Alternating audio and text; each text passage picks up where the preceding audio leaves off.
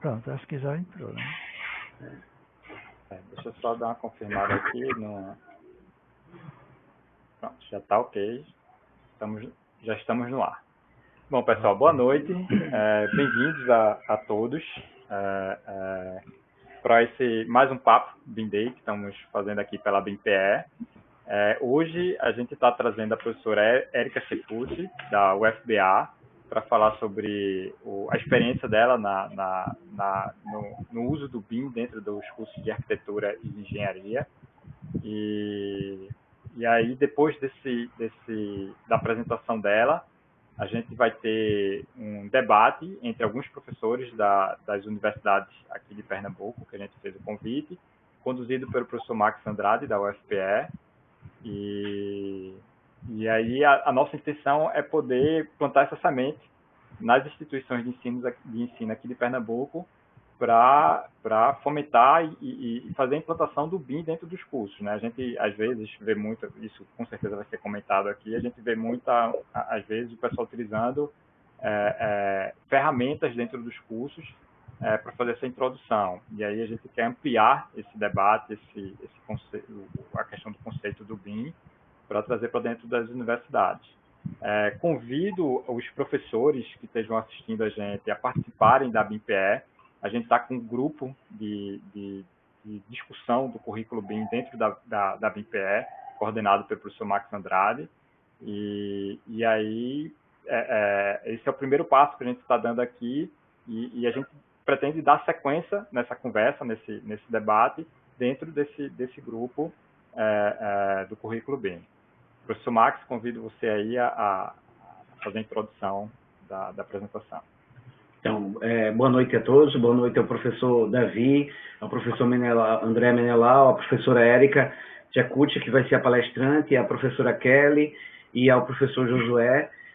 A ideia, então, como o Kleber falou, da associação trazer esse tema para discussão, eu acho que é extremamente importante, porque se a gente pensa em implementar o BIM, a gente tem que começar exatamente pela formação, e aí é uma temática que a gente tem, a gente já discutiu, já trouxe em alguns eventos que a associação organizou, já trouxe um pouco essa discussão, mas que há algum tempo a gente não vinha trazendo, e agora eu acho que chegou o momento de a gente investir na discussão de como o BIM ele pode estar inserido nas estruturas curriculares dos cursos, principalmente de arquitetura e urbanismo e engenharia civil. É claro que também outros cursos podem e devem fazer parte, mas principalmente desses dois cursos. Então, hoje a ideia é trazer uma discussão, trazer uma apresentação de um trabalho que a professora Érica vem desenvolvendo nessa área, e eu acho que vai ser muito válido, vai trazer uma contribuição grande para a gente, como o Kleber falou, plantar uma semente nos cursos da importância e da necessidade da introdução do BIM dentro da estrutura curricular desses cursos. Então, eu queria convidar agora a professora Érica Cecucci. A professora Érica, ela possui graduação em Arquitetura e Urbanismo pela Universidade Federal da Bahia, mestrado em Arquitetura Crítica e Projeto pela Universidade Politécnica da Catalunha e doutorado em Difusão do Conhecimento pela Universidade Federal da Bahia, tendo defendido a tese intitulada Ensino, Aprendizagem de BIM nos cursos de graduação em Engenharia Civil e o papel da expressão gráfica nesse contexto. Atualmente é professora adjunta da Faculdade de Arquitetura e Urbanismo da Universidade Federal da Bahia, tem experiência na área de planejamento e projetos da edificação, tendo trabalhado principalmente com informática aplicada ao projeto de arquitetura e engenharia com enfoque em BIM. E mais recentemente em modelagem paramétrica e fabricação digital.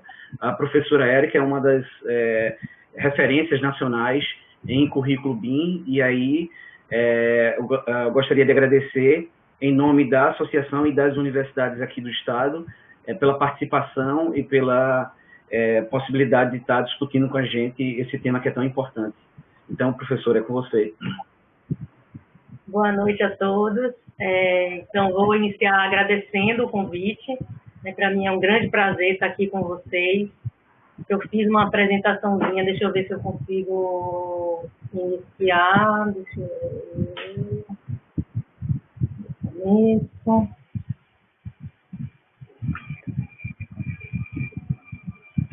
Para ver se chega aí, se vocês estão... chegou aí na tela? Então, boa noite a todos. É isso, é um grande prazer estar aqui com vocês. Eu agradeço a BIMPE, agradeço a Max, que intermediou esse convite. Esse convite também é interessante, porque eu acho que dá continuidade a algumas discussões que eu fiz nesse período aí da quarentena, né? Coincidiu esse período que a gente está em casa. No Enebim, no dia 17, eu discuti um panorama que fiz sobre ensino e aprendizagem de BIM no Brasil, a partir de alguns trabalhos. E na semana passada, o CAU de Sergipe e a CEBIM de Sergipe também me convidaram para discutir também esse tema de ensino, barreiras que existem para a adoção e algumas possibilidades de enfrentamento. Então, acho que a conversa de hoje, ela meio que continua esse grande panorama, enfim, é dentro do mesmo tema. Realmente é um grande prazer estar aqui, não só com vocês que aí diretamente vão interagir, mas as pessoas que estão aí no YouTube, também colegas, participando dessa discussão. Eu vou fazer uma pequena introdução sobre o tema, falar de competências BIM, algumas estratégias para inserir no currículo, falar um pouquinho sobre métodos de ensino-aprendizagem adequados para esse contexto, atividades e sistemas de avaliação, como fazer o diagnóstico do curso, fechando aí um fluxo de implementação BIM no currículo. Acho que são os principais pontos para a gente pensar quando queremos adotar, inserir BIM no currículo. E depois falar algumas experiências da Faculdade de Arquitetura. E abrimos aí para discussão. Então, muitos dos conceitos que eu vou trazer aqui para apresentar a vocês, eles estão no site do BIM Excellence. Deixa eu ver se está funcionando. Estão no site do BIM Excellence, uma iniciativa criada pelo Bilal Suka. É um projeto colaborativo, internacional, que reúne voluntários assim, de vários lugares do mundo inteiro, com o objetivo de difundir BIM tanto na academia quanto na indústria. Desse projeto fazem parte, então, pesquisadores da indústria, da academia. Daqui do Brasil, temos 12 pessoas que fazem parte dessa iniciativa. Né? Lá da FAUF, Badalicária, a professora Lorena Moreira, professora Regina Russa, da Unicamp, professor Eduardo Toledo, da USP, e mais outros colaboradores. Eles fizeram o primeiro seminário que apresenta essa iniciativa, seminário internacional, esse fim de semana que passou. Então, muito interessante, os vídeos estão lá no YouTube. E trago aqui para vocês, quem não conhece, não ouviu falar, tem muito material que pode auxiliar na adoção de BIM no ensino, tanto na academia quanto também nas indústrias, escritórios, etc. Sobre competência, eu vou falar especificamente desse artigo, que é do Suka, Rucher e Williams. Eles trazem uma abordagem integrada de competência BIM. Então, os autores, eles iniciam diferenciando a competência enquanto uma característica individual, uma habilidade que o sujeito tem para desenvolver uma tarefa, entregar um resultado mensurável. Diferenciam essa competência individual da característica de uma organização, de um time, de um grupo, que é a capacidade e a maturidade. Então, a capacidade enquanto habilidade mínima que aquela organização, que aquela empresa tem para desenvolver uma tarefa ou entregar um resultado, que é mensurável. E a maturidade diz respeito à qualidade, à repetibilidade, o grau de excelência que aquela empresa, aquele escritório, consegue fornecer esse serviço dentro dessa capacidade. Então, tanto que esse grupo está amadurecido nesse tipo de tarefa, ou nesse tipo de entregável que ele fornece. Então, em relação ao time, à organização, existem vários estágios de capacidade, índices de maturidade, não só nesse artigo que citei para vocês, do Suka, Rucher e Williams, mas também lá no site do BIM Excellence, inclusive em português. Trouxe aqui só para dar conhecimento a vocês, que o foco nosso maior aqui vai ser realmente a competência individual, que é justamente aonde os cursos podem auxiliar o desenvolvimento dessa competência nos seus estudantes, né? A habilidade individual que independe do cargo, da função ou do emprego que a gente está ocupando naquele momento. Então, essa habilidade, ela é composta por conhecimentos teóricos conceituais que temos sobre o tema, habilidades, que é esse conhecimento aplicado, processual, então, como a gente consegue aplicar e desenvolver esse conhecimento que temos para, de fato, desenvolver um entregável, responder a algum problema, e também características pessoais, atitudes, comportamentos, temperamentos, crenças. Então, se a gente tem uma pessoa que tem facilidade para organizar reuniões, ou agrega grupos, ou tem capacidade para liderar uma equipe, então tudo isso vai fazer parte da competência que é individual de cada um de nós. As competências, elas devem ser mensuráveis, então, a gente deve poder avaliar e medir se possuímos ou não possuímos determinada competência, mas não apenas dessa forma binária, tenho e não tenho, e sim num determinado nível. Então, eles vão sugerir uma classificação, que eu mostro logo em seguida, que entre, por exemplo, eu saber modelar um objeto, eu saber criar uma família de mesas, por exemplo, e saber criar diversos tipos de famílias diferentes dentro da indústria da construção, não só de móveis, mas de objetos de arquitetura, objetos que vão usar em projetos de elétrica, em projetos de hidráulica. Isso existe vários níveis em que a gente pode estar localizado e pode também desenvolver. A competência, ela pode ser desenvolvida numa educação formal, na graduação, no nosso caso aqui bem hoje, foco, na pós-graduação, mas também através de workshop, treinamentos práticos, e principalmente no desenvolvimento profissional, no acúmulo de experiências. E aí os autores propõem essa classificação em 5 níveis. O primeiro nível, não tenho nenhuma competência. O segundo, eu tenho uma competência básica. Então, eu sei os fundamentos e algumas aplicações iniciais sobre aquele tema, aquela atividade. Eu tenho a competência intermediária, que já exige uma sólida compreensão conceitual e algumas aplicações práticas. Eu tenho a competência avançada, um significativo conhecimento conceitual e prático e consistência, ou seja, já tenho algum tempo desenvolvendo esse trabalho, trabalhando nessa área. E eu sou especialista, quando eu possuo amplo conhecimento, habilidade refinada e experiência prolongada naquele determinado trabalho, desenvolvendo aquela tarefa. E aí é importante chamar a atenção que a gente não pula daqui para cá, nem a gente começa uma formação aqui no nível de especialista. Então, a gente tem que pensar que se estamos discutindo o curso de graduação, nós estamos provavelmente trabalhando com esses níveis, talvez algumas aplicações avançadas em algumas áreas de BIM. Especialista vai exigir uma experiência prolongada, trabalho, casos reais, ou eventualmente em cursos de pós-graduação, formação continuada.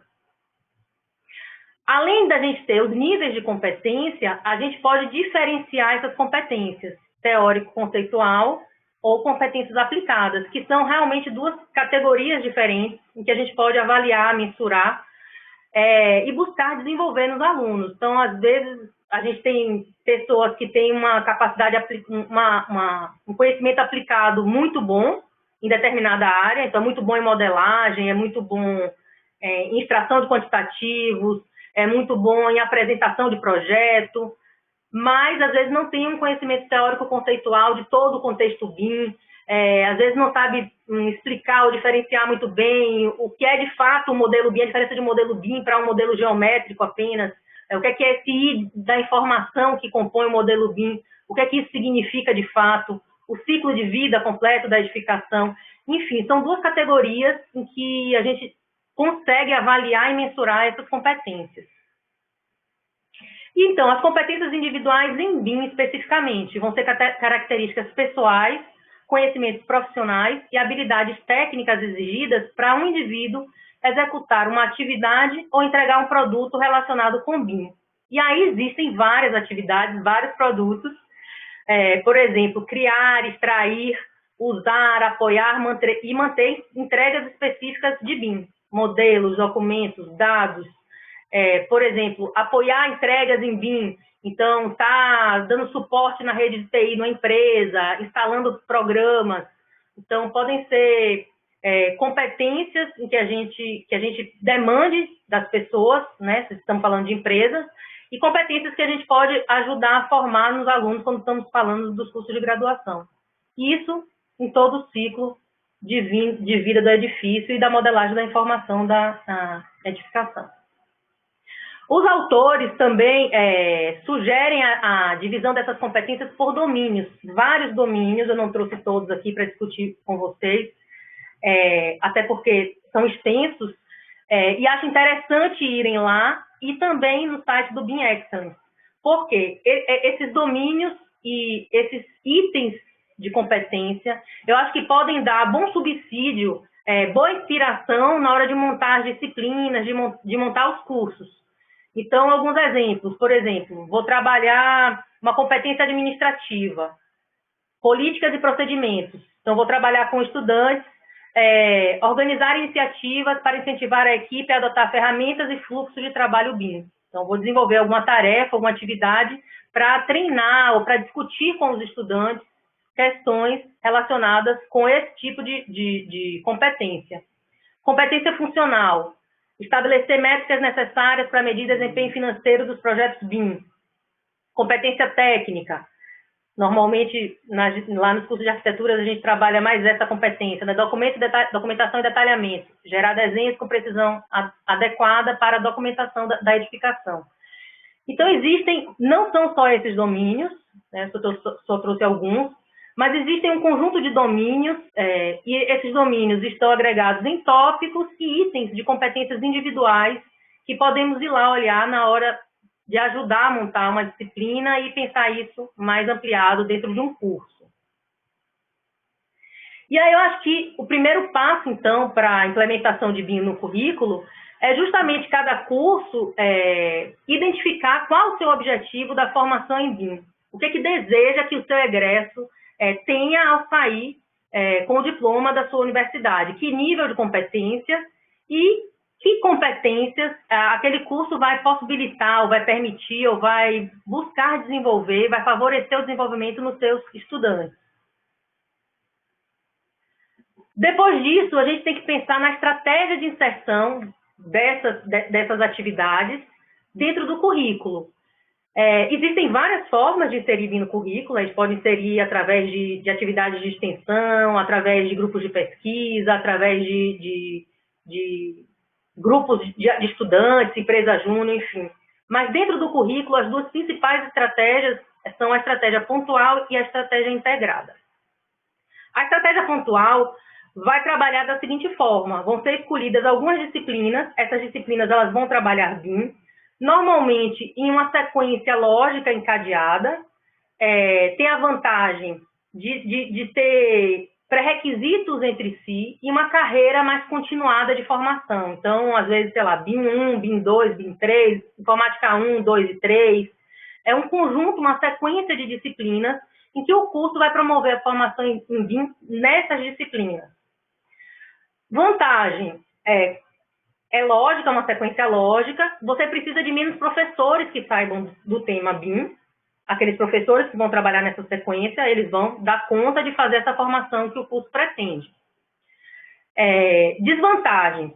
Dificilmente um grupo de professores que vão cuidar de 3, 4 disciplinas vão ter expertises e competências desse contexto amplo de BIM. Então, quando a gente utiliza a estratégia integrada, que a gente chama um maior número de professores para trabalhar o tema, a gente vai estar trazendo para dentro dessa formação as diversas especialidades. E, de fato, BIM, ele envolve diferentes especialidades. Então, a gente acaba tendo professores especialistas nas suas áreas, de estrutura, de elétrica, hidráulica, projeto.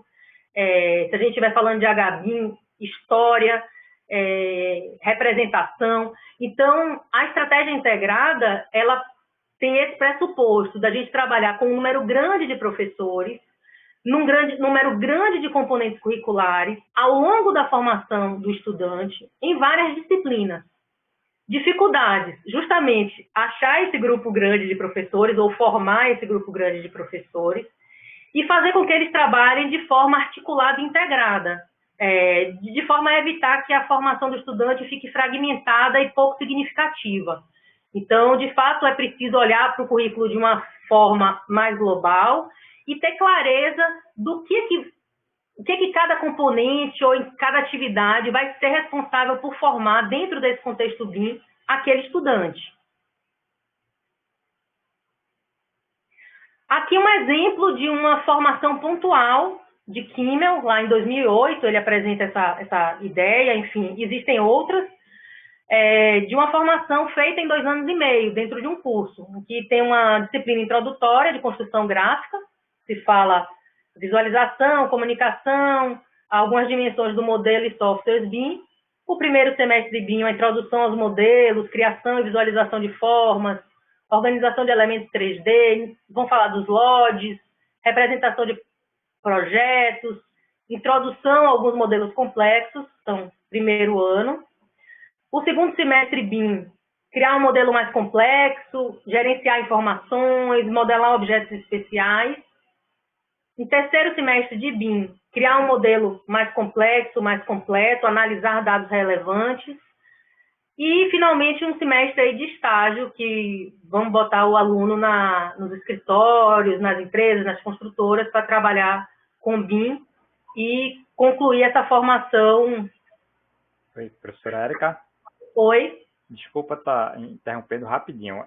Só para a senhora ocultar aqui essa barra que está aparecendo. Isso aqui é ocultar. Ótimo, pronto. Que aí a gente Boa, agora consegue. Achei que tinha ficado muda. Então, aqui conclui essa estratégia, uma possibilidade dessa estratégia pontual. Mas aí o que eu discuti com vocês é isso. Às vezes a gente quer fazer um modelo especial, um modelo mais complexo, que envolve, por exemplo, diversas disciplinas, né, arquitetura, estrutura. A gente pode ter um grupo de professores especialistas nessa disciplina, mas o mais comum é que cada professor trabalhe melhor na sua disciplina e adotando o BIM aonde lhe couber, que é justamente a ideia da estratégia integrada. Trabalhar BIM de forma distribuída ao longo do curso, em todos os componentes curriculares que possuam interface, que tenha condições para tal, independentemente da oferta de componentes específicos para desenvolver ou aprofundar algum conteúdo ou habilidade.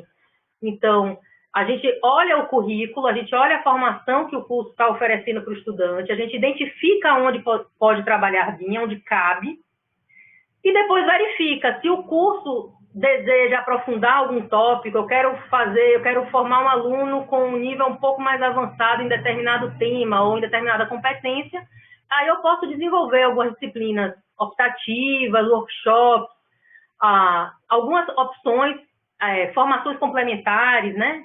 Pós-graduação, o curso pode promover para aprofundar alguns itens que na matriz não teve possibilidade. Ou também alguns conteúdos que também na graduação, às vezes, a gente precisa que o aluno, às vezes, esteja mais maduro, tenha alguma experiência já de trabalho, a gente pode deixar para colocar na pós-graduação.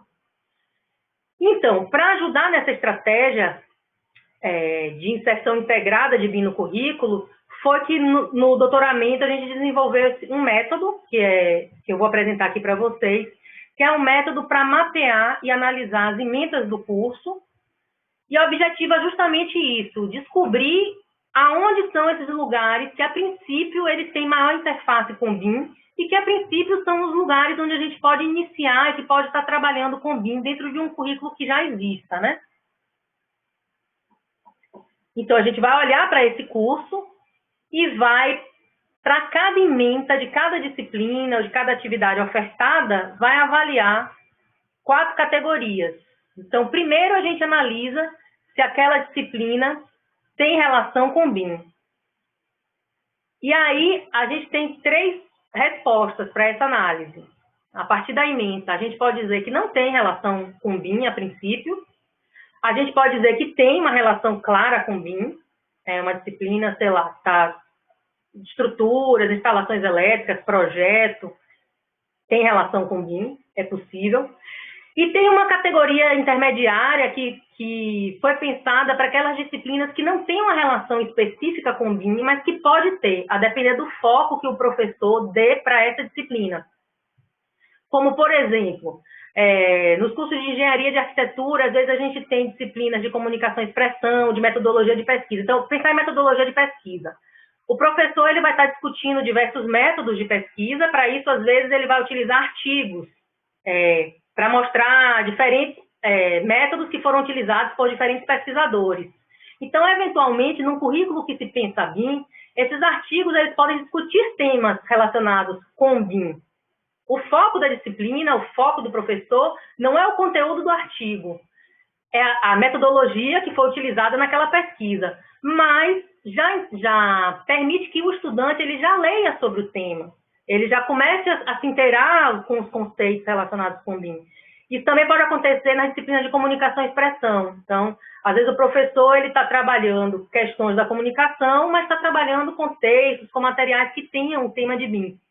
E outras disciplinas, né, optativas, disciplinas de trabalho final de graduação, que a depender do estudante, ele pode aprofundar em BIM ou não.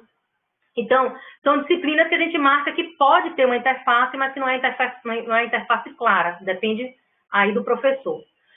Uma vez que a gente identifica que tem relação, a gente vai verificar alguns conteúdos que podem ser trabalhados no componente curricular, algumas etapas do ciclo de vida que podem ser trabalhados e algumas disciplinas de projeto. Então, por exemplo, naquela disciplina eu trabalho a etapa de projetação, na outra disciplina eu trabalho construção, o planejamento da construção. Em outra disciplina eu posso discutir o uso, a etapa de uso da edificação. Em determinada disciplina eu trabalho projeto apenas de arquitetura, em outras disciplinas eu consigo agregar arquitetura com estrutura, arquitetura com instalações elétricas. Com isso, eu consigo identificar em que lugares do currículo eu consigo ofertar e trabalhar as diversas disciplinas, as diversas etapas do ciclo de vida, os diversos conteúdos que BIM traz, alguns conteúdos, claro.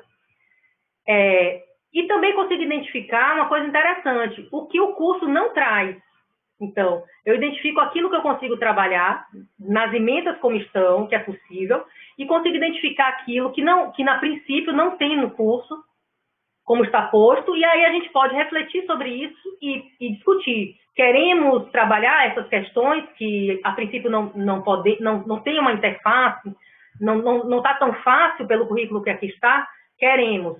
E aí vamos pensar como fazer isso, em disciplinas optativas ou alguma reestruturação curricular. Então, a gente consegue ter esses dois cenários, o que é possível, a princípio, e o que não é possível. Para explicitar, representar essa análise, né, foi desenvolvido esse sistema de representação da análise feita. Então, um sistema em que, normalmente, as disciplinas elas são colocadas em caixinhas, né, distribuídas ao longo do semestre, dentro da matriz curricular do curso. A gente coloca a mesma caixinha com o nome da disciplina. No canto direito, a gente tem as 4 categorias. Então, aqui em cima, se a disciplina tem uma relação com o componente curricular forte, eu vou marcar de escuro. Se tem, a depender do foco dado do professor, vou marcar de claro. E se não tem nenhuma interface, eu deixo branco. Então, se eu deixo branco aqui também não vou marcar nada. Mas se eu deixo claro ou deixo escuro, tem interface ou pode ter interface, aí eu vou ver. Pode trabalhar algum conceito importante do BIM? Pode. O quê? Ciclo de vida, colaboração, posso trabalhar coordenação, posso trabalhar simulação numérica, simulação e análise numérica, e vou marcando aqui. Eu posso trabalhar alguma etapa do ciclo de vida da edificação? Posso. Aqui eu estou trabalhando construção, então eu marco aqui. Posso trabalhar alguma disciplina de projeto? Sim. Posso trabalhar arquitetura, estrutura elétrica e hidráulica, uma disciplina de ateliê, um projeto completo. Venho aqui e marco. E dessa forma eu consigo ter visualmente uma classificação dentro da minha matriz da interface, da permeabilidade de BIM com essa matriz do jeito que está posta. Eu apliquei esse método lá no curso de graduação em Engenharia Civil da Univasf. Então, o curso de graduação, a matriz, ela estava organizada dessa forma, disciplinas com cores diferentes, que são do núcleo básico, do núcleo profissional e atividades. Eu mantive essas cores. A carga horária está marcada em algum desses cantinhos, acho que é aqui, a carga horária da disciplina. Então, eu também fiz essa diferenciação. Eu aumentei as caixinhas para representar a carga horária da disciplina. Então, aqui são disciplinas de 30 horas, se não me engano, 45, 120 horas aqui, com certeza, que é o núcleo temático. E aí, analisando todas essas disciplinas, eu cheguei numa representação desse tipo, em que a gente observa as que não têm interface com BIM, as que podem ter e as que têm interface clara com BIM. Tirando aquelas que não têm interface com BIM, eu identifico aqui dentro da matriz, do jeito que está posta, várias oportunidades, várias opções para trabalhar com BIM nesse currículo. E também aí posso fazer outras análises. Nos primeiros semestres, posso trabalhar, desde os primeiros semestres, conteúdos relacionados com BIM. O núcleo profissional essencial, que já não são das disciplinas básicas, quase metade dos componentes curriculares possui interface clara com BIM. A princípio, não tem disciplinas que abordem especificamente a etapa de uso e de demolição e requalificação da edificação. Então, se o curso pretende discutir essa etapa, trabalhando isso com BIM com os alunos, é preciso ou criar uma disciplina específica, ou inserir em alguma disciplina que não tem ainda, ou criar uma optativa núcleo temático. A princípio, essas duas possibilidades de aprofundamento sobre o tema ou de ampliação sobre o tema no currículo da Civil lá da Univasf eu encontrei. O núcleo temático é um componente curricular que é específico lá da Civil, da Univasf. Não sei se tem em outras universidades, que eu gosto muito. Na época que eu estava lá, era muito controverso, muitos professores não gostavam muito do núcleo temático.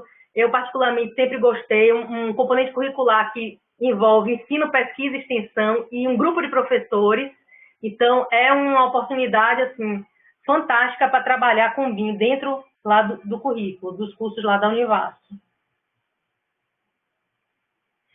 E aí, falar também sobre a dissertação do Rafael Andrade, em 2018, na Federal de Juiz de Fora. Ele fez um mestrado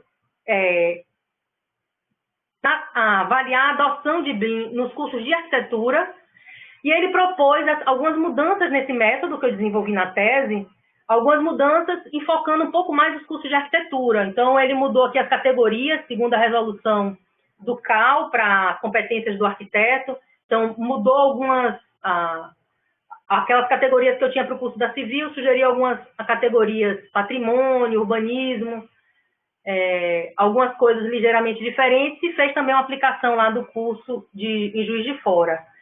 No Enebim, vocês também vão ver algumas aplicações também desse método em alguns cursos que já foram feitos.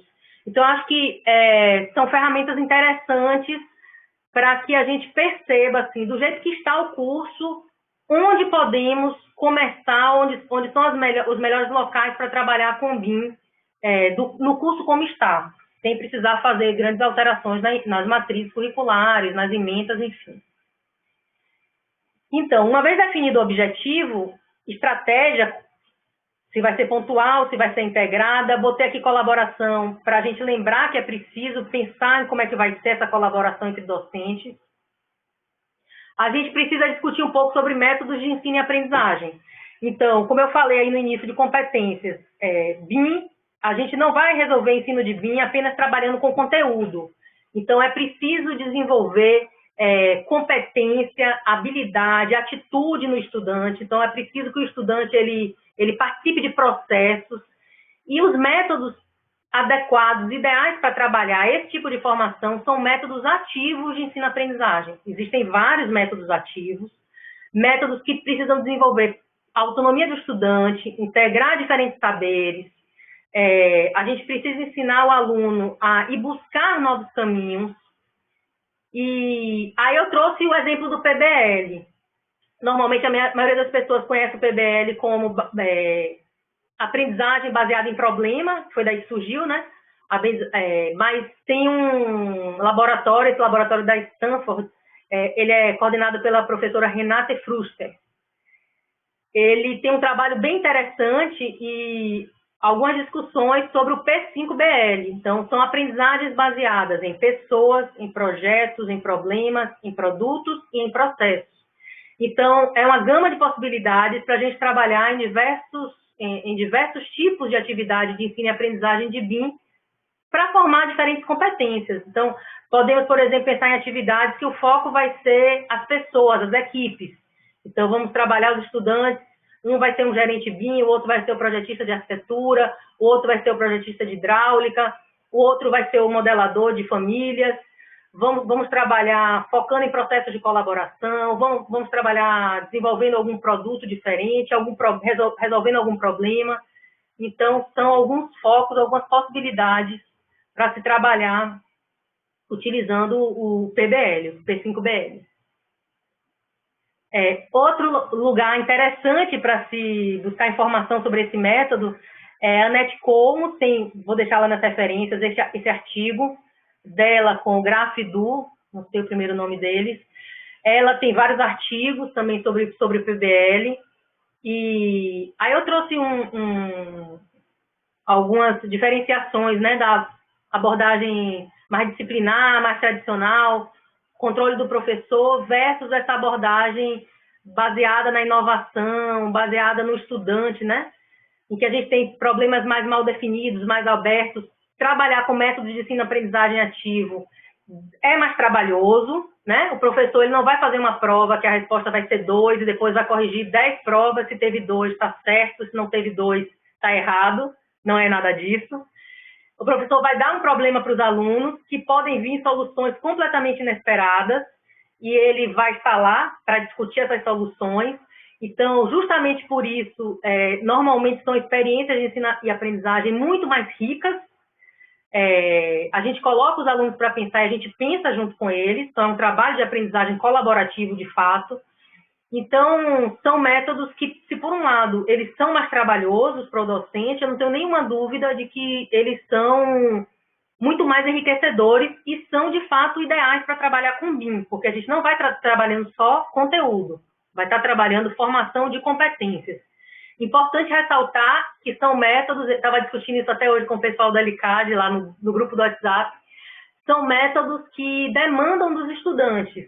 Então, é uma parceria, o aluno ele tem que estar aberto também para esse método. Às vezes a gente encontra resistência do aluno ser proativo, de buscar, às vezes o aluno quer que o professor ensine passo a passo, ensine um tutorial, e a gente tem que mostrar ao aluno que ele tem que buscar, ele tem que fazer o seu tutorial, ele tem que fazer o seu caminho, porque é assim que o profissional hoje é demandado, né?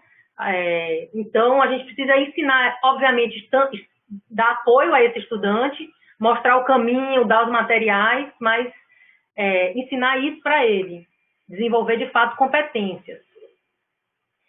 Então, discutindo sobre métodos de ensino e aprendizagem, a gente precisa pensar em atividades e sistemas de avaliação. Aí eu trouxe só essa tabela para dizer que lá na tese, quando eu estava fazendo os estudos e as referências na revisão bibliográfica, eu fui coletando vários tipos de atividades diferentes que os autores falavam que faziam, exercícios, atividades. Então, eu tenho lá uma tabela ou duas em que eu dou algumas opções de atividades e que aí eu falo, tem algum nível de competência que pode ser trabalhado. Então, sei lá, desenvolver um modelo BIM de uma edificação existente usando técnicas de fotogrametria digital.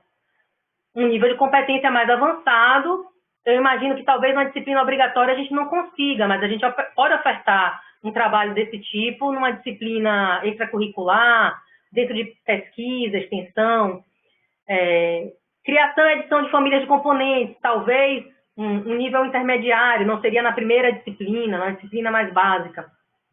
A gente também vai achar muitas opções, muitas inspirações para atividades e avaliações, de novo, lá no Enebim. Então, se vocês forem nos anais do Enebim, a gente tem uma coleção lá. Normalmente são trabalhos curtos, né, posters, mas mostram uma grande variedade de opções. Os autores falam, usei modelos, usei formulários, como é que eu fiz aquela disciplina, como é que eu desenvolvi essa atividade. Então, também é um local interessante para que a gente, quando estiver pensando em montar esse currículo BIM, a gente vá se inspirar com alternativas, né? atividades e avaliações, e aí então a gente vai fazer o diagnóstico do curso. Já olhamos a matriz curricular, já decidimos o que queremos fazer na formação do estudante, então agora eu vou observar, eu tenho infraestrutura para isso? Se não tenho, como eu posso conseguir essa infraestrutura? Eu posso fazer parcerias com alguma instituição do lado, vizinha? Eu posso compartilhar um laboratório? Posso fazer um projeto? Como é que eu consigo verba? E também, principalmente, corpo docente. Então, eu discuti isso bastante na semana passada, né? A questão da formação do corpo docente. É importante essa formação. E é preciso ter esse diagnóstico, né? Saber o que é que temos, aonde queremos chegar, o que temos e traçar um plano para atingir os nossos objetivos. Que não vai ser de hoje para amanhã ter uma formação avançada em BIM em várias áreas, porque isso não existe. Parece muito com implantar BIM dentro de um escritório, dentro de uma empresa. A gente vai fazendo de forma faseada, normal. Mas a gente pode fazer um plano. Vamos começar com essas duas disciplinas, que os professores sabem um pouco mais, ou eles estão um pouco mais abertos, ou eles têm mais condição de estudar nesse momento, ou podemos juntar professores para começar por esse lugar, e desse lugar a gente vai distribuindo. Então, é possível, a partir desse diagnóstico, montar o plano de implantação. Uma vez esse plano montado, a gente gira o curso e entra no fluxo. Então, a gente vai ofertar as disciplinas. Eu acho que é importante saber que sempre avaliar. Então, para cada oferta de uma disciplina, a gente vai avaliar como essa disciplina foi. Para cada, mais para frente um pouco, para cada turma formada, a gente vai avaliar isso. Vai identificar que dificuldades tiveram, alternativas para superar. Eu discuto isso também um pouquinho lá na tese. Algumas alternativas, como a gente buscar, sei lá, tem um problema, como é que eu posso desviar desse problema? Como é que eu posso construir, às vezes, materiais, não tenho material para usar nas disciplinas? Como é que eu posso colaborativamente construir? Enfim, descobrir alternativas para superar dificuldades, olhar de novo para os objetivos de formação. A gente agora já está formando o nível básico, vamos ampliar um pouquinho mais essa formação, ou no nível do básico para o intermediário, ou algumas ações avançadas, ou na extensão, competências de outros níveis, nível de apoio, nível gerencial, nível técnico. Então, um leque muito grande de opções para a gente pensar sobre elas e discutir com o grupo de professores, com o NDE do curso. Acho que os estudantes também, eles têm uma participação interessante. A gente não pode menosprezar a força que os alunos, a vontade, a garra que os alunos têm muitas vezes, quando a gente coloca eles com desafios, eles encaram. Então, às vezes, o curso às vezes nem oferta nada de BIM, você vê que tem alunos que já trabalham, que já procuram. E entrar nesse ciclo, estar aí continuamente avaliando, a estratégia funcionou, às vezes comecei de forma pontual, já podemos passar para uma forma mais integrada, agregar outros professores, trabalhar novos métodos de ensino-aprendizagem, novas técnicas, formar cada vez mais o conjunto de atividades e circulando aí nesse fluxo. Bom, e agora eu vou falar para vocês 3 experiências lá do LCAD, da faculdade da FAUFBA, que eu tive a chance de participar, que não são de BIM. Nenhum deles não trata de BIM, mas para ressaltar que BIM a gente pode formar em diferentes momentos, em diferentes contextos, porque a gente não está tratando apenas de conteúdo, a gente está tratando de competência. Então, a primeira experiência que eu vou falar um pouco é sobre o ateliê digital. Acho que eu comentei sobre ela no Enebim, se não me engano, não me lembro, na semana passada. Foi uma experiência de 3 anos que a gente teve chance de desenvolver, foi coordenada pelo professor Arivaldo Leão de Amorim, durante o doutoramento do Sérgio Dias Maciel, já defendeu, a tese dele já está disponível. E participou dessa experiência aí durante esses 3 anos, não só nós 3, aqui eu coloquei a referência de um artigo, a gente já tem uns 2 ou 3 artigos publicados sobre essa experiência, mas também a Kiane, mestranda lá da faculdade, outros monitores, tanto de pós quanto alunos de graduação.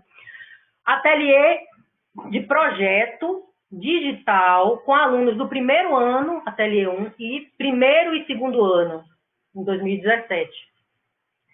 Baseado em 3 abordagens assim, fundamentais. Primeiro, todo o trabalho é feito com pesquisa de referência. Então, os alunos, eles de cara, claro, a gente fazia introdução aos temas, fazia uma discussão inicial, passava um problema de projeto, e os alunos, eles aprendiam que antes de qualquer coisa, eles vão buscar referências, eles vão pesquisar. Então, eles aprendem a buscar elementos para subsidiar as suas decisões projetuais, as suas propostas. Depois, todas as atividades eram apresentadas em seminários, oralmente para todo o grupo. No início, grande resistência dos alunos, que não quero falar em grupo, que eu tenho vergonha, não gosto muito, mas a importância da gente conversar com eles, que a gente estava naquele momento num espaço de aprendizagem, no espaço que era ali que era para errar, e que era ali que eles precisavam justamente desenvolver essa capacidade de expressão oral, essa capacidade de defender suas ideias, de defender seus projetos, de discutir, e essa capacidade de aceitar críticas, refletir sobre elas e fazer uma discussão sobre o projeto. Então, todas as orientações eram em grupos, os alunos com isso, eles desenvolvem vocabulário técnico, então aquela coisa que segura a água ali no telhado vira calha, vira um sistema de drenagem, vira um alisar, uma porta, um batente, a gente discute, eles aprendem os termos técnicos da área, e eles também veem para o mesmo problema de projeto várias soluções, que são as dos seus colegas, então eles aprendem muito com os colegas, as que ficaram melhores que os deles, as que não ficaram tão legais, e eles trocam, muito rico. E o computador sendo utilizado como principal recurso de apoio. A gente ensinava, discutia croquis, mas as atividades basicamente entregues feitas pelo computador. Aqui alguns exemplos de solução. Então, a gente utilizava os projetos dele para discutir arquitetura. Claro, projeto de primeiro ano. Eles não tinham que dar as soluções, mas a gente discutia com eles. Então, onde é que vai estar a caixa d'água de uma edificação dessa? Como é que vamos coletar água? Como é que vai ser a drenagem? Como é que está a sombra dessa cobertura proposta? Como é que está a ventilação? Então, a gente utilizava os modelos para discutir arquitetura. Outro exemplo aí, uma pousada, esse aí que eu trabalho de grupo, de dupla. Uma outra pousada, nossas queridas alunas, uma residência. E aí já foi um exemplo do Ateliê 2, em que a gente discute, então, eles não tinham tido aula de estrutura ainda, mas a gente discutia as questões de estrutura a partir dos modelos. Então, a gente utilizava o ateliê para formar, o que isso tem a ver com o BIM? Diversas competências, né? Modelagem geométrica, geração de plantas a partir de modelo, geração de visualização de informação de diferentes formas. Então, tem muita coisa a ver com BIM, apesar da gente não ter inserido o tema BIM ainda nesse momento. Depois, a segunda experiência é o Laboratório FADIGA, Laboratório de Fabricação Digital na Arquitetura, que eu coordeno. Desde 2016, ele surgiu com um desafio que a gente teve de fazer as maquetes da UFBA em fabricação, utilizando fabricação digital. Então, surgiu o projeto, e desse projeto surgiu o Laboratório FADIGA. O que isso desenvolve de competência nos estudantes? É um laboratório que eu coordeno, mas ele é levado pelos estudantes. Então, o material é produzido pelos alunos, os alunos recebem os alunos, as demandas. Eles fazem as produções, ajudam nas produções, das fabricações dos objetos. Além disso, os alunos, eles ministram oficina. Então, claro, eu estou aí presente nas oficinas, principalmente nas primeiras, para tirar alguma dúvida conceitual, alguma pergunta que os estudantes fazem e os monitores, eles não sabem ainda responder. Eu ajudo os monitores a fazer os materiais de aprendizagem, mas os monitores é que dão as aulas, então isso eles sistematizam conhecimento, eles aprendem a falar em público, obviamente que eles consolidam o seu conhecimento, eles aprendem a aprender a resolver problemas, então tudo isso tem a ver com competências BIM, sem ser em disciplinas de BIM. alguns exemplos aí de trabalhos feitos lá no FADIGA, por estudantes lá da escola, trabalhos de graduação dos próprios alunos, também de extensão.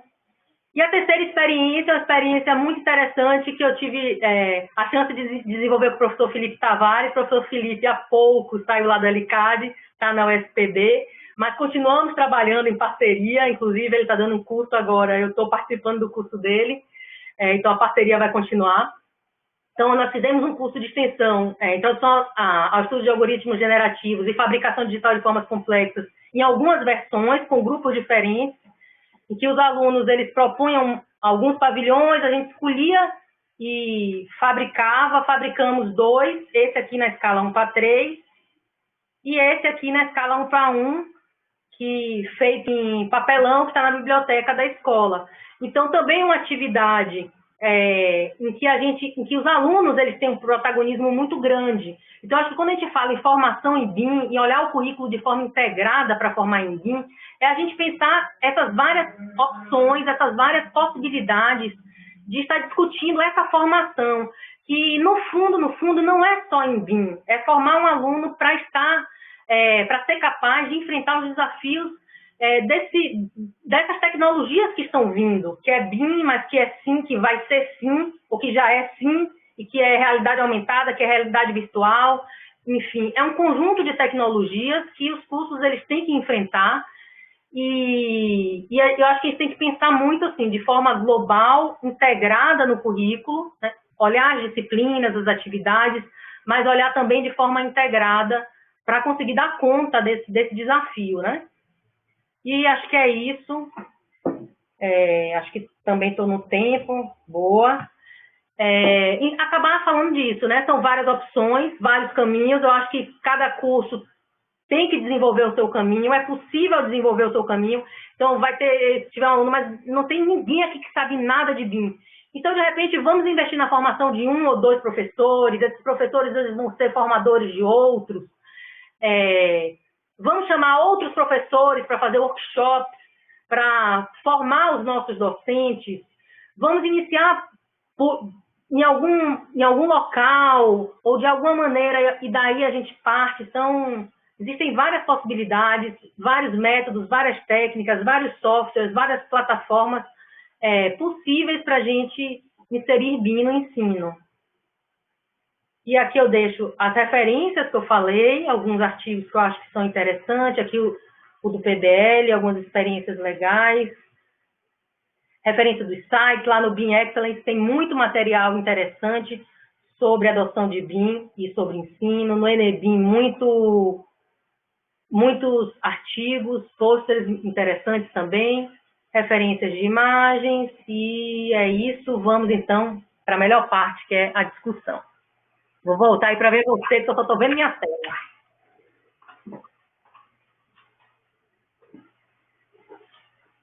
Opa, pessoal. Então, vamos agora... Eu já vi que várias pessoas fizeram perguntas. A gente pode, aos poucos, ir trazendo algumas dessas perguntas, né, para aqui, para ser colocada para a professora Érica, inclusive para os demais professores. Eu gostaria, inicialmente, de parabenizar pelo excelente trabalho que você vem desenvolvendo aí e trazendo para a gente, inclusive, um pouco dessa sua experiência na implementação do currículo e mostrando algumas estratégias. Então, acho que esse é o caminho, a gente ver o que já foi feito, pegar as referências de um trabalho, por exemplo, como esse seu, que já foi implementado, foi testado, a sua tese de doutorado, e tentar trazer esse como um ponto inicial de colocação para que as pessoas tenham uma base para começar a fazer uma avaliação da estrutura curricular, para a partir daí implementar isso dentro de um curso. Então, tem aqui, opa, entrou aí o Fred, mais uma pessoa que saiu. Então, assim, a gente tem várias perguntas aqui, interessantes, mas antes de começar aqui, eu queria passar uma rodada inicial com os professores que estão aqui presentes, depois a gente vai trazendo as perguntas aqui dos vários, também outros professores, vários são professores que estão aqui fazendo várias colocações, inclusive bem interessantes, sobre o currículo BIM, como implementar. Então, eu queria ver, inicialmente, quem gostaria de fazer uma pergunta aqui no nosso grupo, e depois a gente vai trazendo aqui as pessoas que estão assistindo no YouTube. Posso falar?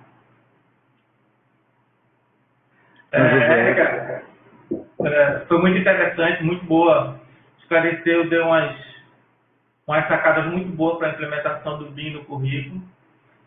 Mas eu tenho uma questão que sempre fica comigo nesses anos, trabalhando com os alunos, que eu não sou muito de decidir uma ferramenta, entende? Então, é nessa parte que eu vejo, às vezes, alguma bronca, porque o aluno quer trabalhar com determinado software e eu não fico muito de forçar ele para usar só o outro. E a tendência, às vezes, é a faculdade querer adotar um programa. Porque ela vai comprar uma licença e ela não vai poder comprar todas as licenças de todos os softwares. Então, a faculdade adota um software, mas o aluno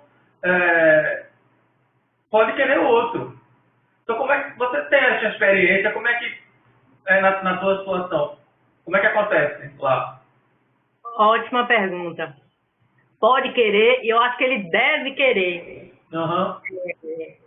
O João Gaspar, ele tem uma fala ótima que ele fez há 2 semanas atrás, está lá no YouTube, do Caldo Sergipe, do CEBIM de Sergipe, no mesmo evento que eu fiz na semana passada, que é excelente para falar sobre isso. E a gente estava discutindo isso hoje também no grupo do Edicard, hoje de sábado.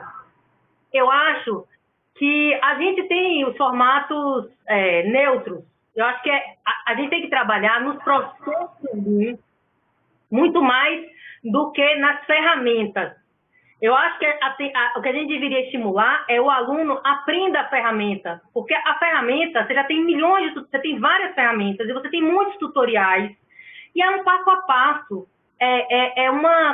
Você precisa de pouco para você aprender a ferramenta. O professor, ele pode estar discutindo as melhores formas de modelar naquela ferramenta. Ele pode ajudar o aluno, às vezes o aluno está aprendendo, ele não sabe, sei lá, por onde eu começo. Então, o professor, ele vai dar uma introdução em uma ferramenta ou em outra. Mas eu acho que, às vezes, a universidade, ela escolhe a ferramenta que o professor está acostumado a trabalhar. Uhum. Até porque, normalmente, as soft houses, elas fazem a parceria da licença educacional, né? Uhum. Só que, muitas vezes, o professor, ele não tem condição de aprender 5, 6, 7 ferramentas. Mas eu acho que um grupo de professores tem. Então, eu acho que é um esforço também que a gente tem que fazer para largar essa ferramenta que a gente mais gosta, porque o nosso aluno, ele pode precisar trabalhar com outras. E ele deve ter a chance, dentro da formação dele, de trabalhar com várias. Então, eu acho que o estímulo que o professor tem que dar é para, justamente, existem várias ferramentas, escolha. Talvez, nas primeiras disciplinas, o ideal seja, vamos fazer 3 grandes grupos, cada grupo vai trabalhar com a ferramenta. E, no final da disciplina, vamos ver o que cada um achou da ferramenta, o que foi difícil, o que foi fácil. E um grupo vai ensinar a ferramenta que aprendeu para o outro grupo, até num curso extra, depois da disciplina, porque eles vão ter interesse de aprender. Então, fazer essa aprendizagem colaborativa dessas ferramentas de modelagem e ampliar o leque o máximo que for possível. E aí, o João fala bem isso, a questão do IFC. Você tem lá modelos, você tem hoje plataformas só para visualização, para coordenação, e que pouco importa onde você fez o modelo.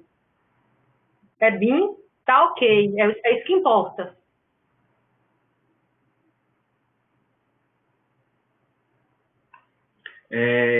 Alguém mais?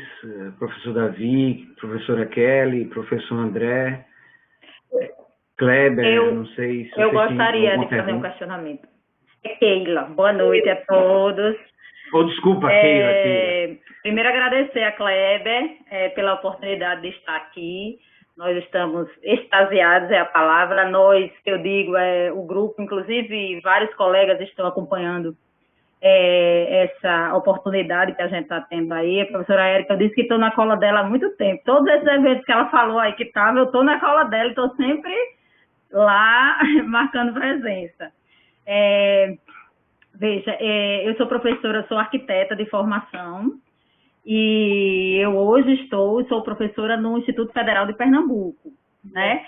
E isso, IFPE. E a gente está montando um grupo, já temos um projeto de pesquisa, né, sendo finalizado, junto com uma comissão, porque a gente também tem que pensar, a gente que é da instituição pública tem que pensar também na parte burocrática da coisa, né? Então, para a gente viabilizar uma porção de coisas, a gente viabilizou aí, está tentando uma comissão para tentar essa implementação do BIM nas matrizes, bom. Mas a gente vai esbarrar numa questão que é capacitação docente. Não se trata de ferramenta. O professor Josué falou aí de ferramentas específicas. A gente entende, assim como você, professora Érica, que cada professor vai dominar uma, assim como os estudantes, a gente não deve interferir também, né? Limitar esse processo criativo, investigativo dele. Mas, por exemplo, para a gente se capacitar, individualmente a gente faz os esforços e vou fazendo um curso daqui, outro curso dali, mas até, por exemplo, pós-graduação em BIM especificamente, quando a gente vai para o mercado, a gente vê que é muito mais voltado para o mercado profissional, então para a atuação do gerente, né, do manager, BIM manager, que não é a aplicação que a gente precisa, né, para estar capacitando os estudantes. E aí eu tenho, assim, meu questionamento é se você já tem conhecimento, já tem algum planejamento ou alguma coisa para tentar, né, mitigar isso. É legal essa pergunta. Não sei, a gente tem alguns projetos aí engatados lá no GTTIC para desenvolver, disseminar o ensino de BIM. Estamos discutindo algumas possibilidades. A gente tem o Enebim, que eu acho que é um local de discussão dessas experiências, que eu acho muito importante e muito rica. E eu acho que fomentar talvez esses grupos, né? A ABIM, o CEBIM, talvez unir. Eu acho que esse período ele tem sido muito interessante, muito rico, porque eu tenho conhecido as pessoas, a gente tem se conhecido. Então, fomentar essas trocas, né? Conhecer as pessoas assim, pessoalmente virtual, e aproximar para que a gente se ajude, né? Ter essa colaboração. Eu acho que essa capacitação docente ela é uma questão importante, mas também, assim, eu acho que a gente nunca vai conseguir capacitar um professor para ele estar pronto 100% e agora jogue para você ensinar. Porque o professor, ele se forma ensinando, todo professor se forma ensinando, você vai para qualquer disciplina, qualquer conteúdo. Então, é importante que a gente tenha as experiências em sala. As experiências em sala, a gente vai aprendendo com os alunos. A melhor forma que eu tenho visto, que a gente tem feito isso muito no LCAD, lá no LCAD a gente trabalha com inovação, né? Com novas tecnologias desde sempre. E o que a gente sempre tem feito lá, o professor Ivaldo sempre coordena grupos de professores. Eu acho que isso funciona muito bem, né? Porque eu entendo que dá uma insegurança. A gente não sabe, é a primeira vez que a gente vai ofertar aquela disciplina. Então, sei lá, eu não sei. E se o aluno perguntar? Se o aluno perguntar, não sei isso ainda. Eu vou procurar saber. Normalmente eu endoido e procuro saber. Na próxima aula eu tento dar uma resposta a ele. Às vezes durante a própria aula. Mando lá, gente, como é que faz isso? Como é que responde isso? Manda para os contatos, vai, investiga. Quando é alguma coisa que você realmente não sabe. Às vezes você não sabe responder, mas você tem uma ideia. Aí você fala assim, não, tenta isso, vamos ver se é isso. E a gente chega em alguma solução junto com o aluno e a gente também vai aprendendo. Então, eu acho que tem uma capacitação básica. Por exemplo, o professor, eu acho que ele tem que ter um conhecimento importante, bom, conceitual sobre BIM. O que é BIM? O professor tem que entender definitivamente a diferença de um modelo BIM para um modelo geométrico, o que faz aquele modelo BIM estar pronto para entrar num processo BIM, né? Não adianta eu modelar um modelo BIM com informações que vão ser desprezadas mais na frente, porque eu não combinei com o resto da cadeia produtiva. eu não fiz um trabalho colaborativo, então não existe mais aquela coisa de compatibilização de projeto, a gente faz junto, né? O trabalho de projeto é esse, de você fazer junto com a equipe, os engenheiros, todos os colaboradores que vão estar participando do projeto. Então, acho que os professores eles precisam ter uma formação, sim, boa nessa parte conceitual e, claro, nas partes práticas daquilo que lhe cabe ensinar. Então, que vai ser na parte de estrutura, na parte de instalações, que vai ser na parte de gerenciamento, na parte de modelagem de família. Eu acho difícil que algum professor saiba bem sobre tudo, um conhecimento prático aplicado sobre tudo. Eu acho que é possível um professor ter um conhecimento teórico bom, avançado lá naquele nível de competência, naquela escala, e um conhecimento prático sobre algumas ferramentas ou sobre algumas aplicações. Então, sei lá, eventualmente sei desenvolver um projeto de arquitetura, mas já o de estrutura ou de instalações não sei. Mas para isso tem os professores, tem os colegas, né? E eu acho que é muito trabalhar essa questão da parceria.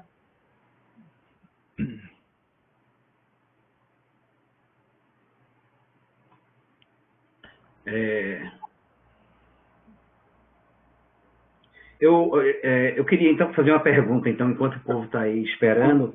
Depois eu queria fazer uma pergunta também, professor Marcos. Tá, não, faça logo, então, depois eu faço. Tranquilo. Boa noite, Érica. André Menelau, tudo bom? Boa noite, André. Veja, Érica, realmente, eu venho, desde que eu comecei a estudar BIM, eu venho realmente, como coordenador de curso, refletindo sobre essa questão de como implantar o BIM na universidade. Ou seja, a gente sabe que, enquanto o BIM ele não for disseminado nas faculdades, ele não vai ser bem desenvolvido no Brasil, certo?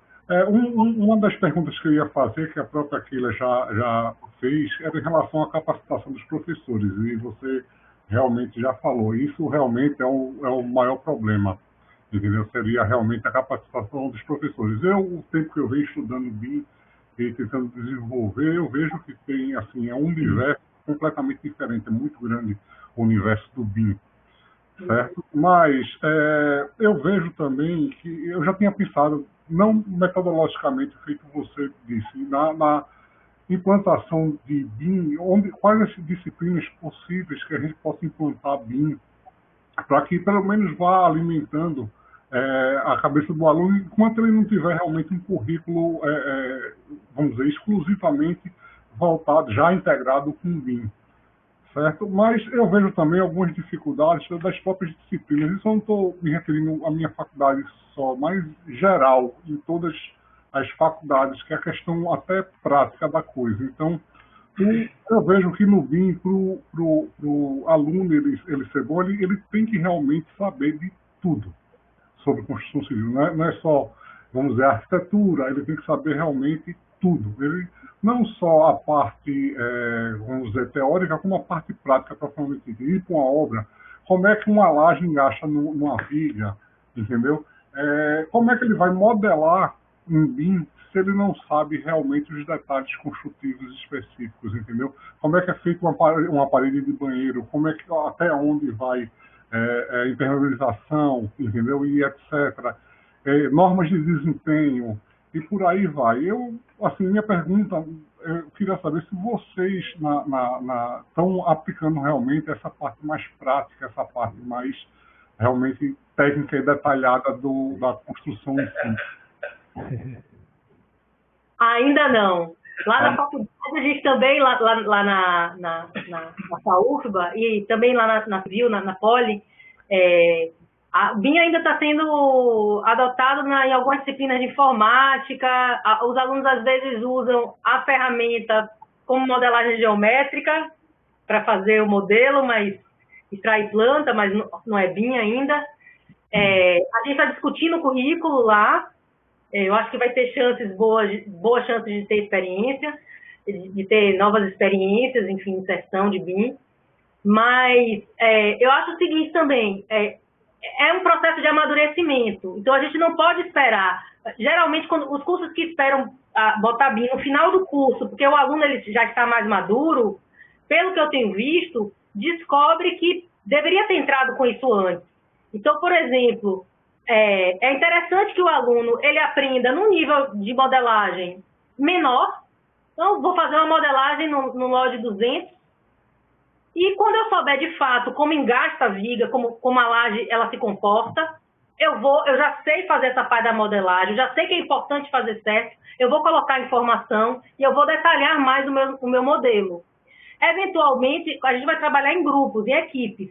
Então, eu entendo que todos os profissionais daquela equipe, elas têm que ter uma compreensão global de todos os processos, mas eu não acho que todos têm que saber fazer tudo. Eles não vão saber fazer tudo. Eu não acho que naquela equipe, o arquiteto ele vai necessariamente precisar modelar o projeto de instalações hidráulicas. Ainda que ele dê instalações hidráulicas na faculdade, que ele possa fazer isso, ele necessariamente não vai precisar trabalhar com isso ou se especializar nisso. Se ele quiser trabalhar ou entrar mais a fundo nessa área, ele pode depois ir amadurecendo e estudando mais e aprofundando seus conhecimentos nessa área. Outra coisa que a gente tem que observar é que os cursos, tanto de arquitetura quanto de engenharia civil, eles são normalmente generalistas. Então, a gente não pode pensar que na graduação a gente vai formar um especialista em BIM. Eu acho que também não é esse papel do curso, desses cursos. A gente vai ter que discutir questões de patrimônio, questões sociais, questões de história, de teoria. A gente vai ter que discutir questões que têm mais a ver com infraestrutura urbana, lá na engenharia civil, pontes, que extrapolam um pouco o edifício, né? A questão da edificação. Então, realmente são cursos amplos em termos de conteúdo, em termos de competências para se formar. Então, eu acho que muitas coisas a gente pode deixar, de fato, para uma formação posterior, para uma formação em uma pós-graduação e também para formações opcionais naqueles estudantes que vão querer seguir nessa linha, naquele estudante que vai querer trabalhar com a edificação, especialmente com a edificação. Então, você fazer, eventualmente, uma cadeia de disciplinas optativas, que é para aquele aluno. Em alguns cursos tem aquela formação direcionada, né, com uma linha, né, formado, tem uma linha de formação mais em BIM, em que esse aluno ele pode ter algumas disciplinas que vão aprofundar mais alguns conteúdos de BIM, e principalmente, eu acho que aí talvez nem só os conteúdos, mas as experiências, disciplinas em que você tenha mais essas experiências de trabalho colaborativo, de trabalho em equipe, que o aluno ele possa ser o gerente BIM, ele possa fazer um plano de implementação BIM numa empresa em que o professor vai dar lá, ou ele vai criar a empresa, ele vai fazer o plano de implementação.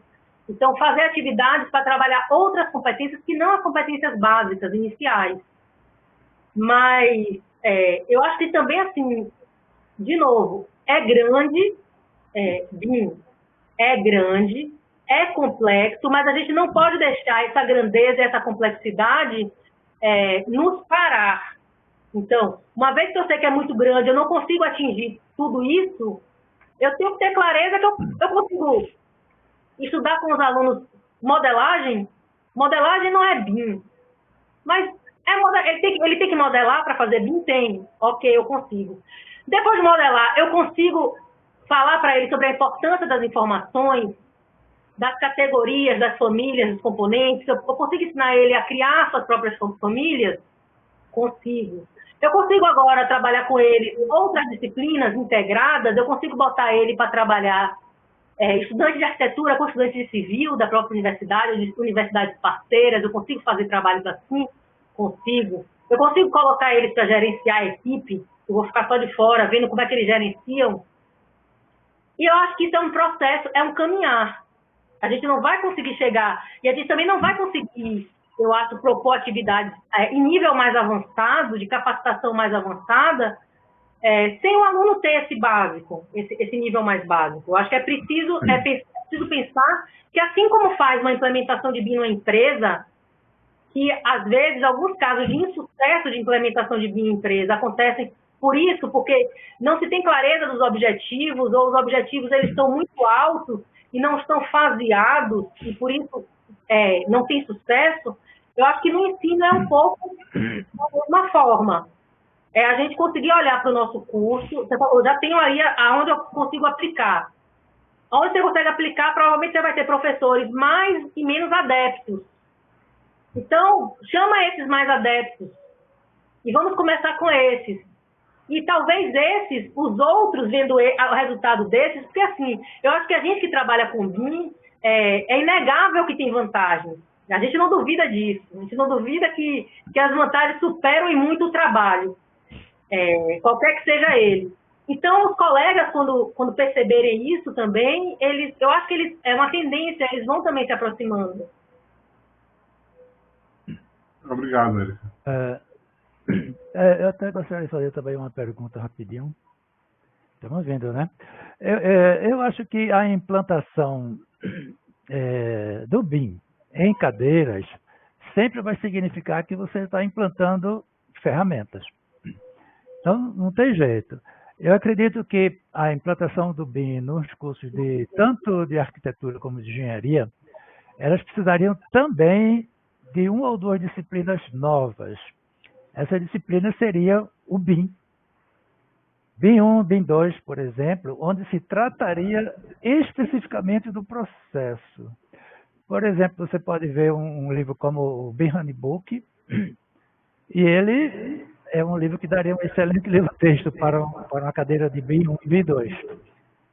Ele cita várias ferramentas, a relação entre elas, casos e tudo isso. E aí, criar duas disciplinas novas gera aí um problema que é o currículo. O currículo e os alunos são inscritos para um determinado currículo, né? E tem que passar para outro e essas coisas.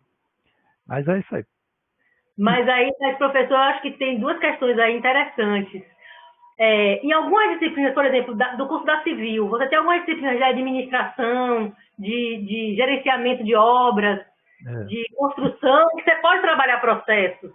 Ele já vem sabendo as ferramentas de antes, de outras, e você pode trabalhar algumas coisas de processo. E essas mais conceituais de BIM, que eu acho interessante, que devem ter, eventualmente elas podem acontecer nas antigas ou nas reformuladas disciplinas de informática. Então, às vezes, a gente tem nos cursos algumas disciplinas que são disciplinas de informática que já estão atrasadas. Essas disciplinas mais de ensino de ferramenta, que tradicionalmente é ensino de ferramenta, a gente pode eventualmente transformar esse ensino de ferramenta em atividades de monitoria de apoio, que o aluno tenha um horário para tirar dúvidas com o professor e ele faça um aprendizado, ou até uma disciplina de ferramenta, mas que seja opcional para o aluno cursar. Se ele tiver vamos fazer vários cursos em ferramentas diferentes, e o aluno ele cursa livremente aquelas que ele deseja para trabalhar, manipular, a mexer nas ferramentas. E algumas disciplinas de informática ou disciplinas básicas, introdução à engenharia civil, arquitetura, podem discutir também essas questões conceituais com alguma profundidade. Talvez algumas disciplinas mais no final do curso também seja interessante. E aí a gente tem coisas, por exemplo, discutir contratação, IPD, questões contratuais, questões legais do uso do BIM. São questões realmente que normalmente no currículo tradicional a gente, a princípio, não tem um espaço específico. Eventualmente, eu acho que talvez discussões como essa possam acontecer em grupos de pesquisa, em grupos ou disciplinas, como você falou, assim, próprias.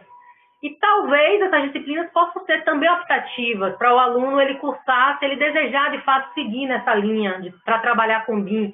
Se ele quiser seguir numa outra linha de trabalho dentro da sua profissão, ele pode optar em se aprofundar em conteúdo de outra área, de alguma outra área, eventualmente, pode também funcionar. Ok. Eu vou fazer uma pergunta agora, e aí a gente passa essa rodada e vai pegar algumas perguntas do público aqui que está assistindo no YouTube. Realmente, assim, se a gente fosse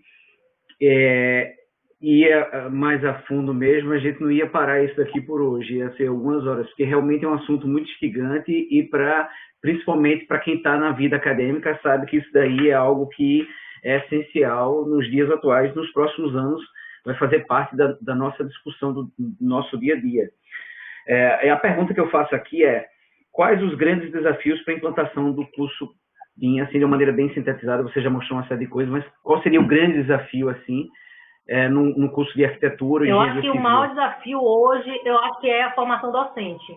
eu tenho essa impressão, é a mudança cultural. A gente discute isso também no mercado, né? A mudança de paradigma que a gente fala, a mudança cultural daquele professor que já dá aula há bastante tempo, com excelência, daquela maneira, tem as atividades, já tenho as minhas provas, meu material de ensino, e de repente eu vou ter que dar um conteúdo que eu não domino muito ainda, e vou ter que reformular tudo. Então, eu acho que a maior dificuldade é essa. Por isso que eu acho que o caminho é, primeiro, essa promoção de capacitações na medida do possível. Alguns cursos de pós-graduação em instituições particulares que eu tenho visto, têm adotado a estratégia de convidar professores de fora, né? Então, você importa o professor, aquela primeira turma. Então, você chama algum professor de fora para vir dar uma disciplina e os professores da casa, eles participam, enfim, eles vão se capacitando também junto com os seus alunos. É uma estratégia. Ou fazer workshop para professor. Mas essa estratégia de você compartilhar disciplinas, e também eu comentei isso na semana passada, que essa coisa de compartilhar disciplina tem a dificuldade, porque você tem que ter pessoas que trabalhem com o mesmo objetivo, né, da mesma forma, na mesma garra, né, compartilhar disciplina para, de fato, a gente se ajudar. É uma maneira legal, né? Então, a gente, sei lá, monta um curso em que a gente vai precisar dar 10 aulas de conteúdo e de atividades, e dessas 10, a gente tem 4 professores ou 3 professores, cada um vai cuidar mais de 3 desses conteúdos ou elaborar essas atividades, e vai discutir esses 3 com os 4 professores, e os 4 professores vão ajudar a melhorar essas atividades, vão fazer uma crítica. Então, você incorpora os colegas, as visões dos colegas, então você faz um material com mais segurança, e quando você está ali aplicando a atividade ou aplicando uma avaliação, você tem aqueles colegas te apoiando. Então, eu acho que, de início, eu acho que é uma solução bem interessante, né? Depois, os 4 vão estar capacitados com esse material desenvolvido e podem ir fazendo suas turmas independentes. Então, antes você precisava de 4, agora só 2 juntos, em 2 turmas. Daí vai seguindo. Mas eu ainda acho que tem a questão da infraestrutura também, viu, Marcos? Porque a infraestrutura, principalmente para os alunos, quando a gente fala em federal, porque para os alunos trabalharem na escola, porque muitas vezes eles não têm como trabalhar em casa, então é importante que a faculdade dê esse suporte, a gente não pode esquecer, mas eu ainda acho que não é a mais difícil. Ok. Então, assim, eu acho que a gente poderia começar a pegar algumas perguntas e aí depois, de repente, Cléber, a gente pega 2 perguntas. Eu sei que tem várias perguntas bem interessantes ali do público, mas a gente pega pelo menos assim umas 2 perguntas e aí Cléber já está colocando aqui uma pergunta e aí a partir daí a gente de repente faz uma discussãozinha aqui para fechar, porque a gente já está aqui com mais de quase 1h30, né? O Fábio faz uma pergunta interessante, se os alunos, né, a Liga Acadêmica podem ajudar o professor. Eu acho que, com certeza, eles podem, sim, ajudar o professor. A gente tem experiências aqui, experiências importantes aqui no Brasil sobre isso. Durante essas ações virtuais do Enebim, a gente teve uma discussão com o Labim, que é um laboratório da Politécnica, lá da UFBA, com o GBIM, né? Essas discussões que a gente fez lá no Enebim estão no YouTube do GTTIC da ANTAC. O GEBIM, Santa Catarina. Existem também no Enebim relatos outros não só de grupos de extensão, mas empresa júnior. Os alunos, eles podem ajudar muito também, por exemplo, na elaboração de material didático. Qual é que eu acho que é a grande, assim, diferença ou o grande aporte ou a grande dificuldade entre um aluno a princípio e um professor, né? A princípio, é que o professor, normalmente ele tem uma bagagem conceitual maior, ele já estudou aquele conteúdo, então ele consegue compreender para além, às vezes, do uso de uma ferramenta, de uma aplicação. Às vezes o estudante, como ele tem menos experiência, ele tem menos tempo com o tema, ele é muito bom na modelagem, na parte prática, em trabalhar com uma ferramenta, mas às vezes ele não compreende o que está por trás daquilo, que às vezes aquilo, por exemplo, é igual em várias ferramentas. Então, sei lá, eu sei o comando lá do SketchUp, o push-pull, mas eu não sei explicar que isso é uma extrusão, que é uma técnica de modelagem que vai ser essa técnica, vários softwares vão existir com nomes diferentes de comando e com formas diferentes. Então, às vezes, o professor ele tem esse conhecimento mais conceitual e o aluno, às vezes, ele tem condição e tem uma experiência prática que pode fazer parceria com o professor. Parceria de sucesso, eu acho que sim.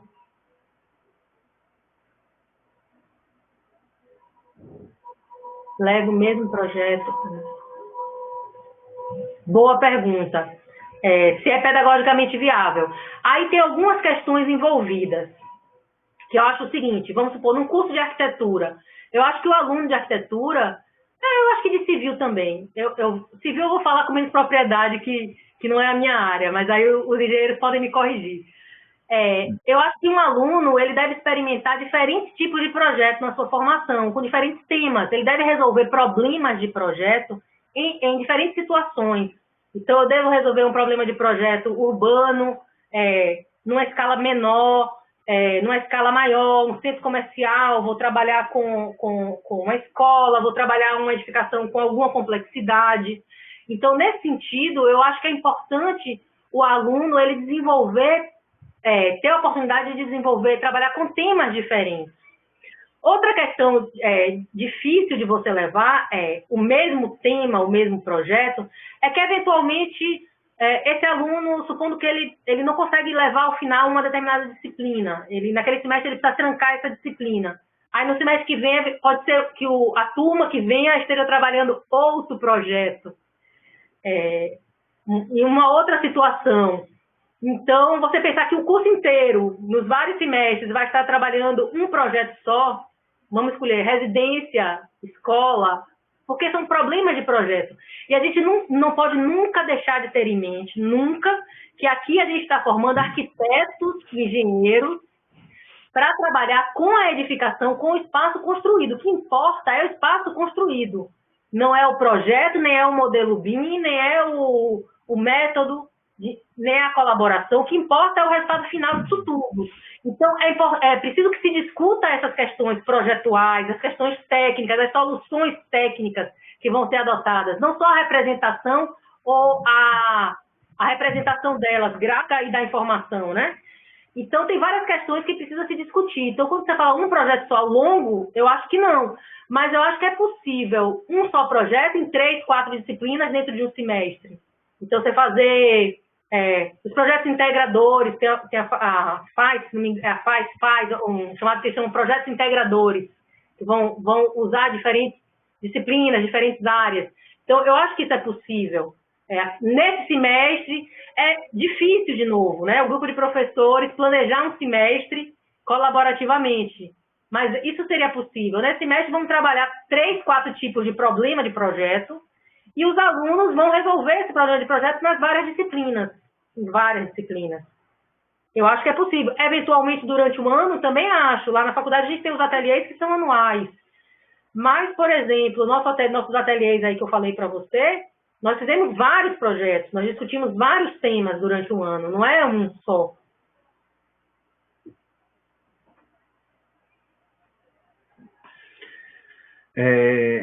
Então, eu queria fazer aqui uma... Eu não sei se tem mais alguma pergunta, assim, Cléber, para tu colocar.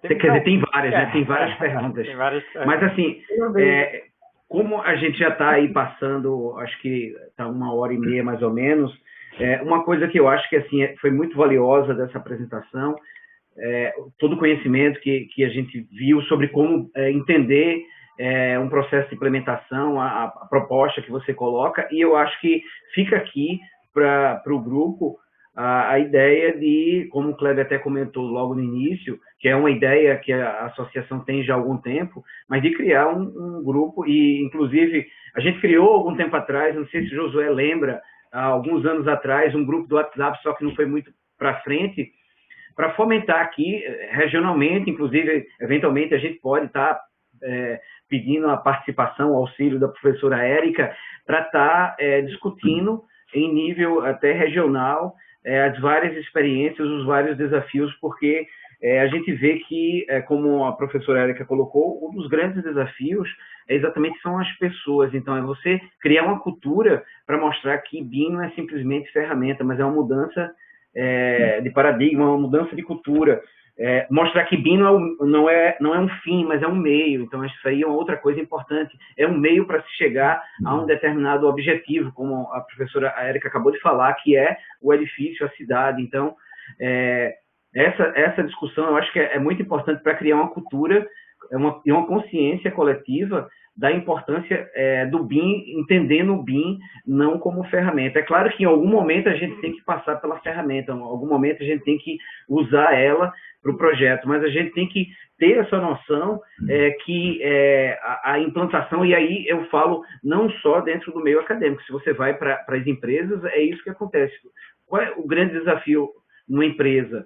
É exatamente a consciência coletiva.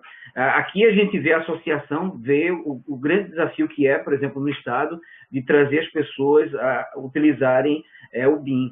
Se a gente tivesse uma formação que já trouxesse isso de berço, que as pessoas saíssem das universidades tendo uma noção diferente do que é a indústria da construção e como a informação ela é uma moeda preciosa de troca e como o BIM auxilia nessa gestão da informação, a gente teria uma condição muito melhor de transformar a realidade do mercado. Então, caberia aqui, talvez, a gente começar a pensar nessa ideia de trazer novamente de volta, e aí eu acho que a associação poderia ter um papel importante disso, de montar novamente esse grupo do WhatsApp, para a gente começar a montar rodadas de discussão mesmo, trazendo as experiências de cada um, as práticas que já vêm sendo implementadas em cada universidade, e talvez daqui a um ano a gente conseguir, no próximo Enebim, porque eu acho que é um evento sensacional, trazer experiências coletivas, inclusive daqui do Estado, né, de um trabalho que pode ter sido feito entre vários cursos de várias universidades, porque essa coisa de trazer uma experiência de vários...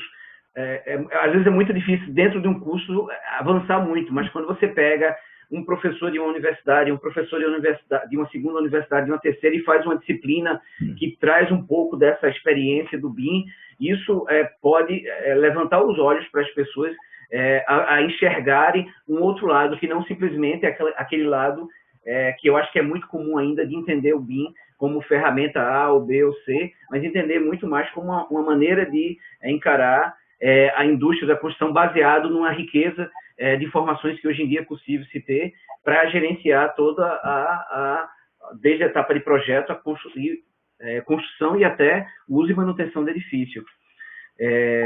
Eu não sei, Kleber, o que é que você acha em termos de tempo, se a gente colocaria mais uma pergunta ou daria as palavras para a professora Érica para fazer um fechamento. Sim, se você visualizou alguma pergunta aí que queira... assim, na verdade, tem várias perguntas interessantes, né? Então, eu não sei, talvez fosse interessante assim, a gente pegar as perguntas e passar para a professora Érica, até depois, de repente, até ver como alguma maneira de até responder para a associação e depois a gente passar lá no site. Então... Eu estou vendo agora, eu não estava vendo, eu estava no chat, eu estava vendo as perguntas. Aí eu vi aqui agora o Thiago comentando que seria em paralelo a outros projetos, não somente um só ao longo do curso. Essa ideia de você ter um projeto filho seu ao longo do curso. Pode ser interessante, Thiago. Pode acontecer também o seguinte, você no início do curso, você quer um filho de um jeito. Quando você está no meio do curso, você quer um outro filho, porque você percebe que seu filho já pode ser completamente diferente. E você pode se desapegar dele e fazer outro. Eu acho que é interessante, é uma abordagem que pode ser interessante, por um trabalho que eu desenvolvi durante 5 anos. Mas eu acho que nem o aluno, nem a instituição podem ficar presos a isso, porque pode ter uma frustração que não é necessária. Se por um lado é legal você levar um tempo, 5 anos, desenvolvendo bastante esse trabalho, por outro lado, de repente você pode perceber que não, esse tema já não quero mais, vou desenvolver outros. Pode ser também outra alternativa. Alguém perguntou aí o nome do livro, professor Davi. É o BIM Handbook. BIM Handbook. O professor falou. O BIM Handbook do professor Eastman, o Rafael Sachs, tem mais uns dois, Chase Hall. Max, eu acho que a gente já está no tempo. Então, assim, eu acho que a gente podia deixar a palavra, né, Kleber, com a professora Érica para fazer um fechamento aí do evento, né? E Kleber, não sei se quer complementar com alguma coisa. Não, então, só convidar o pessoal novamente aí a participar, né, da BIMPE, e a gente retomar aquele grupo, né, Max e Josué também, para fazer a discussão do currículo BIM.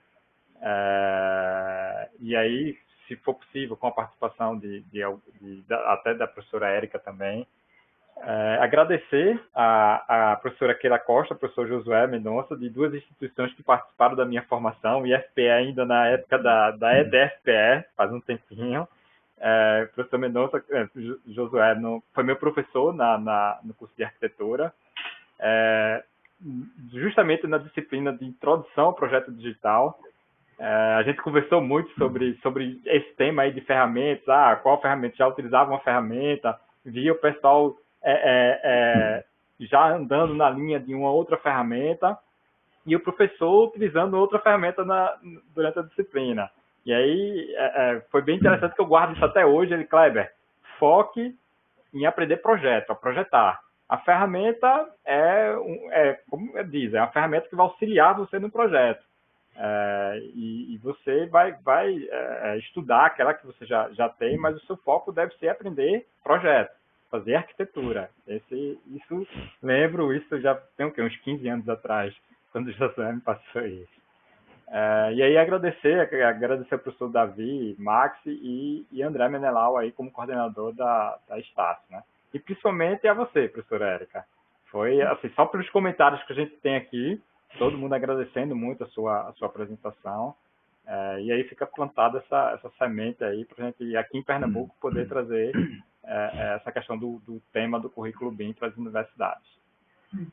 Eu agradeço muito o convite. É realmente um grande prazer fazer essa discussão com vocês, um grande prazer poder colaborar da forma que for. Então, quando vocês estiverem aí trabalhando com um grupo ativo, sim, na medida do possível, eu gostaria de participar, de acompanhar, trocar ideias, porque eu acho que isso a gente, na verdade, é uma parceria, né? A gente vai trabalhando junto. E concordo essa questão que você falou do processo, né? Do processo, BIM, vamos focar no processo, nesse ensino de uma forma mais abrangente, vendo o BIM de uma forma mais abrangente, e aguardar aí as próximas ações da ABIM, das instituições, para a gente estar trocando novas ideias. Tá? Obrigada.